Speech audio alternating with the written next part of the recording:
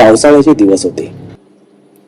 डेण्याच्या S T स्टँडला बसचा करकचून break लागण्याचा आवाज आला आणि एस टी येऊन थांबली. तसे हातले दिवे लागले आणि खाडकन दार उघडून मी बसमधून खाली उतरलो. सोबतचे सामान बरोबर घेतले की नाही याची खात्री करेपर्यंत एस टीचा दरवाजा पुन्हा बंद होऊन एस टी निघून गेली होती. पुढच्या वळणावर जाईपर्यंत तिचे दिवे दिसत होते. त्यानंतर मात्र आवाज देखील यायचा बंद झाला आणि संपूर्ण परिसरात एक भयान शांतता पसरली. मी आजूबाजूला पाहिलं. संपूर्ण अंधार. खांद्यावर अडकवलेल्या बॅगेत चाचपडूनच मी टॉर्च शोधली. ती चालू करून मनगटाच्या घड्याळावर वेळ बघितली. रात्रीचे 2 वाजून गेले होते. अरे बापरे. घोडेगाव नंतर झोप लागल्यामुळे वेळेचा अंदाज आला नाही, पण खरंच खूप उशीर झाला होता. इतक्या उशिरा नायपडकडे जाण्यासाठी कुणाची सोबत मिळणार नाही हा अंदाज खरा ठरला. दुपारी कल्याण एस टी स्टँडला आलो तेव्हा मुळातच बसला फलाटावर यायला उशीर झाला होता. त्यामुळे प्रवासी भरेपर्यंत आणि डिझेल भरून एस टी स्टँडमधून बाहेर निघेपर्यंत 4 वाजून गेले होते. कल्याणच्या ट्रॅफिकमधून निघून मुरबाडला पोचायला 6 वाजले. एकंदरीत एस टीचा वेग आणि इंजिनचा आवाज ऐकून बसमध्ये काहीतरी गडबड आहे असा अंदाज येत होता. ड्रायव्हर सुद्धा गाडी बेतानीच चालवत होता. उशीर झाल्यामुळे कंडक्टरचा चहा पाण्यासाठी गाडी थांबवण्याचा अजिबात मूड नव्हता, पण काही प्रवाशांनी गडबड करून त्याला टोकाड्यात हॉटेलजवळ गाडी थांबवायला लावली. 10 मिनिटात गाडी निघेल तेव्हा वेळेत परत या अशी ताकीद देऊन सुद्धा काही उत्साही प्रवासी टाइमपास करत आरामात आले. कित्येकदा आवाज देऊन देखील बेफिकीरपणे चालणाऱ्या प्रवाशांना अगदी ढकलतच कंडक्टरने गाडीत चढवले. वरून 2 खडे बोल सुद्धा सुनावले, पण त्या प्रवाशांना काही फरक पडला नाही. उलट थट्टा मस्करी करत ते आपापल्या सीटवर येऊन बसले. तो एक कॉलेज युवकांचा ग्रुप होता. बहुतेक पुढच्याच गावात उतरणार होता, म्हणून अगदी निवांत होता. मला मात्र अजून खूप दूर जायचं होतं, म्हणून मी थोडा चिंतेत होतो. आज पोहोचेपर्यंत खूप उशीर होणार आणि ढेणे ते नायफळ असा जंगलाचा प्रवास एकट्याने अंधारात करावा लागणार असं मला राहून राहून वाटत होतं. थोडेफार खाल्ल्यामुळे मला झोप यायला लागली होती. घाटातल्या गार वाऱ्यात मी कधी झोपलो मला समजलंच नाही. जाग आली तेव्हा गाडी जुन्नरला पोचली होती आणि रात्रीचे 9 वाजून गेले होते. बरेचसे प्रवासी उतरून गेले होते. गाडी जवळजवळ रिकामी झाली होती. काही मोजकेच प्रवासी पुढे जाणारे होते, पण गाडी का निघत नाही याची चौकशी करता समजली की गाडीत काहीतरी बिघाड झाला होता आणि ती बदली करावी लागणार होती.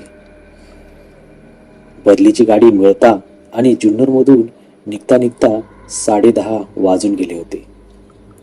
आजचा दिवसच खराब होता. बदली मिळालेली गाडी एवढ्या भयंकर अवस्थेत होती की ताशी 45च्या पुढे धावू शकत नव्हती. संपूर्ण गाडी व्हायब्रेट होत होती. अशी गाडी चालवताना ड्रायव्हरला सुद्धा झोप यायला लागली असणार. ही बस देखील मध्ये कुठेतरी बंद पडायची या भीतीने ड्रायव्हर सुद्धा बसच्या कलाकलाने घेत गाडी ताशी 50 किलोमीटरच्या वेगाने चालवत होता. जागोजागी प्रवाशांना उतरवत आता एस टी घोडेगावला पोचली. मध्यरात्र केव्हाच उलटून गेली होती. आता तासाभराचं अंतर बाकी होतं, पण बसची गती आणि ढाकाळीचा वळणावळणाचा घाटाचा उतार यामुळे बराच वेळ लागणार या चिंतेत मी डोळे मिटले आणि पुन्हा कधी झोप लागली समजलेच नाही.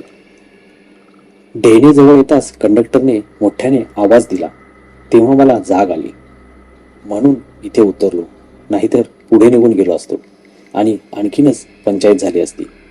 पुढच्या गावांबद्दल मला काहीच माहीत नाही आणि कुणी ओळखीचे देखील नाही. संपूर्ण ढेणे गाव चिडीचूप होतं. घरातल्या सोडाच, पण रस्त्यावरच्या लाईट्स देखील बंद होत्या.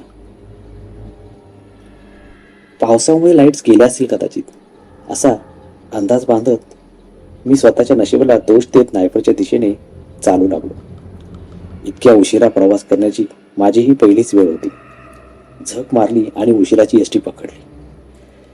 वाटत होतं 9-9:30 पर्यंत आलो असतो तर गावाकडे जाणारं कुणी ना कुणी भेटलं असतं, पण यावेळी कुणी भेटण्याची शक्यताच नव्हती. त्यात रस्ता संपूर्ण अंधाराचा आणि जंगलातून जाणारा होता. विचार करूनच अंगावर काटा आला, पण पर्याय नव्हता. सगळं गाव जणू उबदार स्वप्नांचं पांघरून घेऊन गाढ झोपलं होतं. बाहेरच्या पावसाला कंटाळून कुत्रे देखील एखादी कोरडी उबदार जागा बघून शांत झोपले असणार. माझी चाहूल लागून देखील भोकण्याची तसदी ते घेत नव्हते. हातातील टॉर्चचा प्रकाश पुढच्या रस्त्यावर पडला आणि खाचखळगे आणि डबक्याने भरलेले रस्ते दिसले. काहीतरी आठवून मी पुन्हा बॅगेत हात घातला आणि बायकोने आठवणीने दिलेली छत्री बॅगेतच आहे की नाही याची खात्री केली. मी पुन्हा एकदा मागे वळून पाहिले. एस स्टँडवर टॉर्च मारला. तिथे कुणीच नव्हतं आणि कुणी येणारही नव्हतं. पुन्हा वळालो. पुढचा 3 किलोमीटरचा रस्ता मला एकट्यानेच चालावं लागणार होतं. हो, एक गोष्ट मात्र सोबत होती, ती म्हणजे रात्र किड्यांची किरकिर आणि बेडकांची अखंड डरावडराव. एवढंच काय ते जिवंतपणा या रात्रीत जाणवत होता. त्या आवाजांच्या सोबतीने मी आता अंधारातून चालू लागलो. रस्त्यावरचे खाचखळगे चुकवत नशिबाला दोष देत मी नायफडच्या दिशेने निघालो होतो. एक नशीब आज पावसाने दडी घेतली होती. दुपारपासूनच त्याने थोडी विसंती घेतली, नाहीतर या पावसात एका हातात छत्री आणि एका हातात टॉर्च घेऊन चालताना माझी चांगलीच सरकस झाली असती. मी एक एक वस्ती पार करून गावाबाहेर पडलो. अजून तुरळक झाडी होती, पण आकाशात चंद्र नसल्यामुळे मिट्ट काळोख होता आणि टॉर्च बंद केल्यावर डोळ्यापुढे काहीच दिसत नव्हते. बरे झाले बायकोने टॉर्च आठवणीने दिली होती. मी माझ्याच विचारात चालत असताना मला कसला तरी आवाज आला. कदाचित पायाखालच्या खडीमुळे किंवा रात्रकिड्यांच्या आवाजामुळे, काही समजलं नाही. मी पुन्हा पुढे चालू लागलो. तसं कुणीतरी मला हाक मारली की सर. माझं नाव घेतलं होतं. मला स्पष्ट ऐकू आलं. यावेळेस मला भास झाला नव्हता. मला माहित होतं. मी एक क्षण थांबलो. पुन्हा कानोसा घेण्याचा प्रयत्न केला की सर, अरे इकडे बघ. तसं मी मागे वळून पाहिलं आणि मला एक छोटासा उजेड दिसला. अरे, आता येताना तर मला इकडे कसला उजेड दिसला नव्हता. कोण असेल? मला माझ्या नावाने हाक मारते, पण इथे तर कोणी राहत नाही. इथे कुणाचं घर नाही. गाव तर केव्हाच मागे पडले. मग आवाज कुणी दिला असावा? मी बऱ्याच दिवसांनी गावी आलो होतो, त्यामुळे कदाचित कुणीतरी एखादं नवीन घर बांधलं असावं असा अंदाज बांधत मी रस्त्याच्या कडेला गेलो. कुणी हाक मारली हे पाहू लागलो. मलाच हाक मारली होती. नक्की मलाच हाक मारली होती. पुन्हा त्या उजेडापासून मला आवाज आला. अरे इकडे ये. मी म्हटलं कोण आहे? अरे इकडे ये, मी आहे. मी म्हटले कोण कोण आहात तुम्ही? तसं त्याने म्हटलं. अरे अरे इकडे तर ये. मी थोडा घाबरलो होतो. मी निरखून पाहू लागलो, पण संपूर्ण अंधार. फक्त तो छोटासा उजेड आणि जणू काही एखादी शेकोटी पेटल्यासारखी मला दिसत होती. त्या शेकोटीच्या बाजूला 1-2 माणसं बसल्यासारखी मला दिसली, पण आजूबाजूला कुठलेच घर नव्हते. मी रस्त्यावरून खाली उतरलो आणि त्यांच्या दिशेने चालू लागलो. आवाज ओळखीचाच वाटत होता. जवळ जाऊन मी आवाज दिला, कोण आहे? तसं समोरून एक जण उभा राहत माझ्या दिशेने चालत आला आणि म्हणाला, अरे मी आहे, वामन. वामन? मला वामनचा चेहरा दिसला नाही, पण आवाज वामनचाच होता. मी आश्चर्याने त्याला विचारले, अरे वामन, तू इकडे काय करतोयस आणि इतक्या उशिरा? अरे आमचं तर नेहमीच आहे, तुला तर माहिती आहे. मी सुद्धा हसलो. हो, बरोबर आहे. बर, आता इथे काय करतोयस? चल घरी. अरे हो, जाऊया. खूप थंडी आहे. इथे शेकोटी पेटलेली पाहिली आणि आम्ही सुद्धा आलो जरा शेकायला. अच्छा, ये ये, तू पण ये. थोडंसं उभीला बस. अरे वामन, 2 वाजून गेलेत आणि शेकोटीपाशी बस काय म्हणतोयस? चल, घरी जायला पाहिजे. अरे पण तू इतक्या उशिरा का आलास? ही काय वेळ आहे येण्याची? हा, पहा कोण विचारते मला. स्वतः इतक्या उशिरापर्यंत इथे शेकोटीपाशी शेकत बसलाय आणि मला म्हणते उशिरा का आलाय.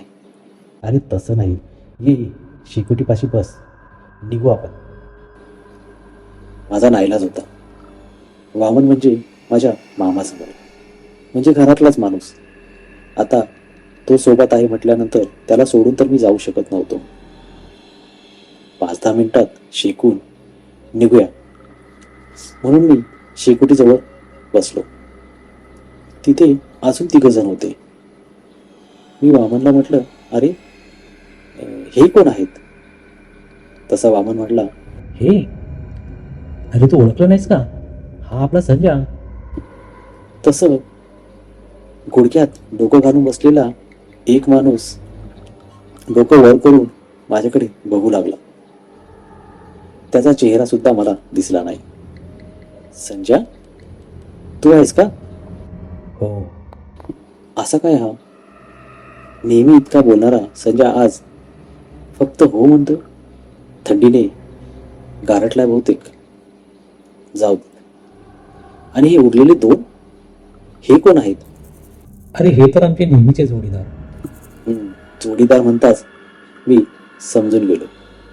वामन म्हणजे माझ्या मामाचा मुलगा आणि तो आहे म्हटल्यानंतर घरचाच माणूस, त्यामुळे मला काही काळजी नव्हती. आता घरी जायला कुणाची तरी सोबत होती म्हणून मी आता 5 मिनिटं शेकोटीपाशी बसूया आणि मग निघूया ह्या हिशोबाने खाली बसलो.